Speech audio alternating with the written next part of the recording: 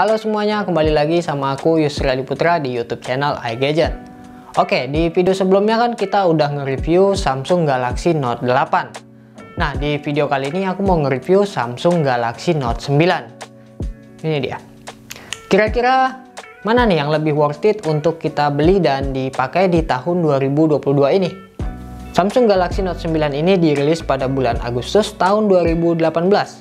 Dulu dibanderol dengan harga 13 jutaan. Dan sekarang di tahun 2022 ini bisa kalian beli di harga 3 jutaan aja untuk unit secondnya. Kalau kalian mau beli Samsung Galaxy Note 9 ini juga, kalian bisa aja langsung cek di link deskripsi. Untuk link pembeliannya udah aku letakkan di sana.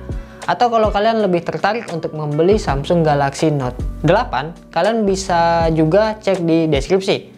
Karena untuk linknya udah aku letakkan di sana juga.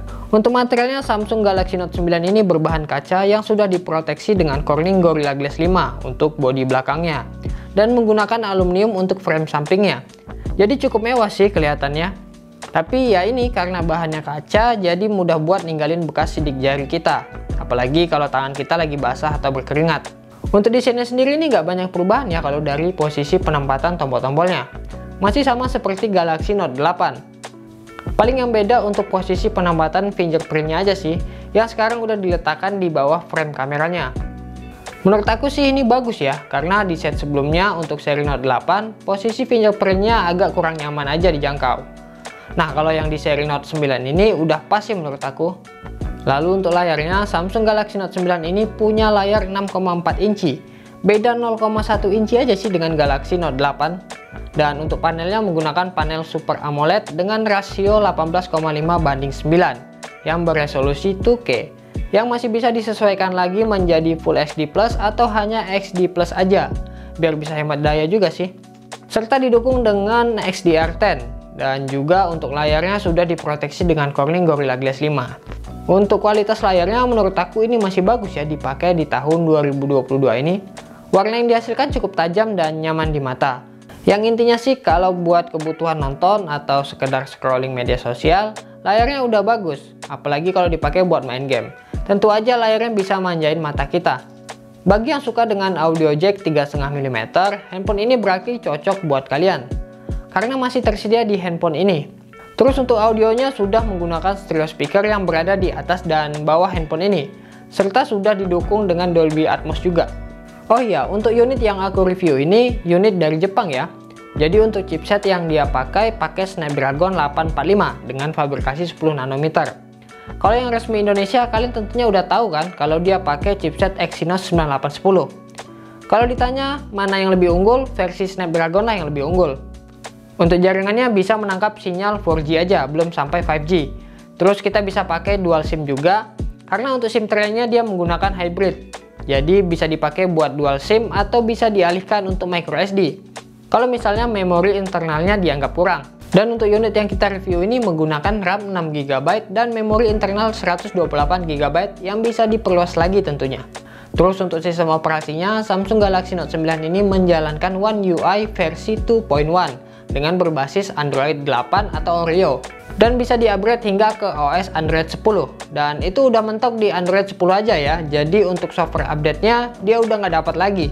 Terus gimana nih kalau dipakai buat main game? Pada pengujiannya di sini aku coba main Genshin Impact. Kalau dari seri Note 8, settingan awalnya cuma bisa di settingan rendah.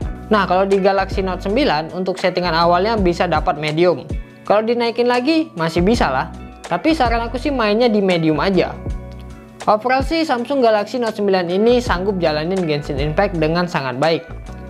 Jadi aku bisa bilang dengan yakin kalau handphone ini cocok buat kebutuhan gaming. Lalu untuk kapasitas baterainya, Samsung Galaxy Note 9 ini mengusung baterai yang terbilang cukup besar di tahunnya, yaitu 4000 mAh. Yang dilengkapi fitur pengisian cepat 15 watt dan sudah didukung dengan pengisian secara wireless. Dan untuk tahun 2022 ini kapasitas 4000 mAh menurut aku udah cukup bisa diandelin buat kebutuhan kita. Fitur lainnya dia juga punya NFC, terus ada IP rating. Tapi ini jangan dicoba ya, karena ini handphone second.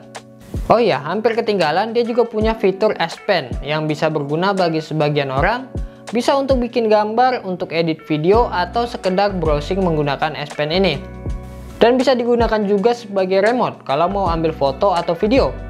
Yang tentunya S Pen ini bisa mempermudah kita untuk bernavigasi di Samsung Galaxy Note 9 ini.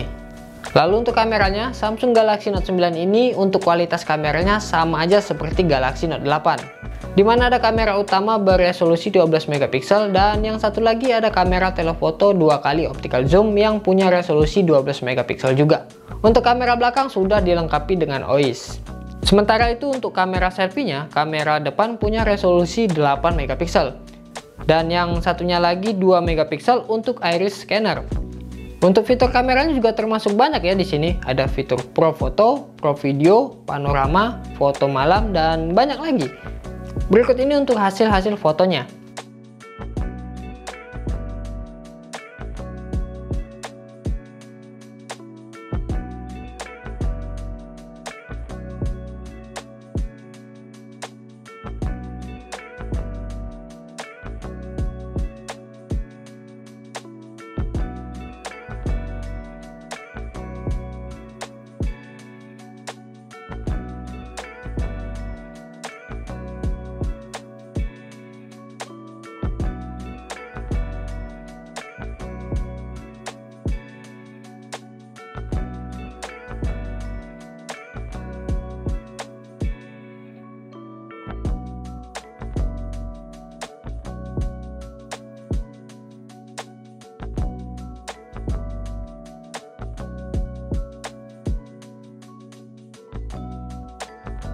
Dan untuk foto bokehnya di sini ternyata kita masih bisa ubah atau edit untuk tingkat blur atau bokehnya setelah kita selesai ambil foto.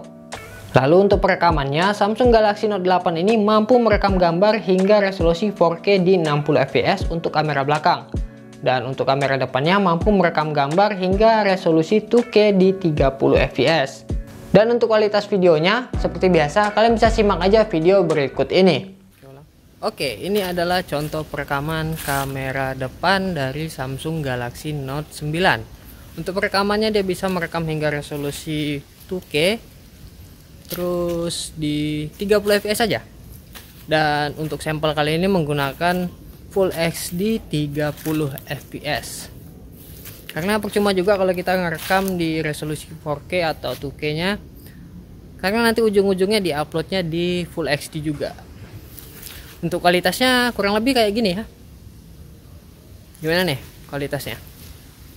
Kalian bisa nilai sendiri ya. Untuk audionya juga kalian bisa dengerin. Untuk stabilisasinya kamera depan kayaknya agak kurang ya. Kalau dibawa jalan aja nih agak gemetaran. Kurang lebih kayak gini lah. Oke, ini adalah contoh perekaman kamera belakangnya. Untuk kamera belakang dia bisa ngerekam hingga resolusi 4K di 60 fps. Dan stabilisasinya ini cukup bagus ya. Oke. Untuk sampel kali ini menggunakan Full HD di 30 fps saja. Oke, kurang lebih hasilnya seperti ini. Kalau dibawa jalan santai, stabilisasinya lumayan bagus sih. Untuk vlog atau bikin YouTube ini udah cocok sih. Kualitas kameranya juga jernih ini. Dynamic range-nya juga cukup luas. Oke, kurang lebih kayak gini untuk kualitas kamera belakangnya. Tulis pendapat kalian di kolom komentar ya. Dan kesimpulannya menurut aku untuk penggunaan sehari-hari, aku bisa bilang dengan yakin kalau Samsung Galaxy Note 9 ini masih sangat worth it untuk dibeli di tahun 2022 ini. Dipakai buat kerja ringan ataupun kerja berat, handphone ini tetap sangat sanggup. Karena chipset Snapdragon 845-nya ini masih cukup powerful. Ditambah lagi baterainya yang cukup bisa diandelin. Terus juga berlimpahnya fitur-fitur menarik di handphone ini. Jadi mendingan mana nih, Samsung Galaxy Note 8 atau Samsung Galaxy Note 9 ini? Tulis di kolom komentar pendapat kalian ya. Oke, jadi segini dulu videonya. Aku Yusri Adi Putra pamit. Like video ini kalau kalian suka dan sampai jumpa lagi di video selanjutnya. Terima kasih.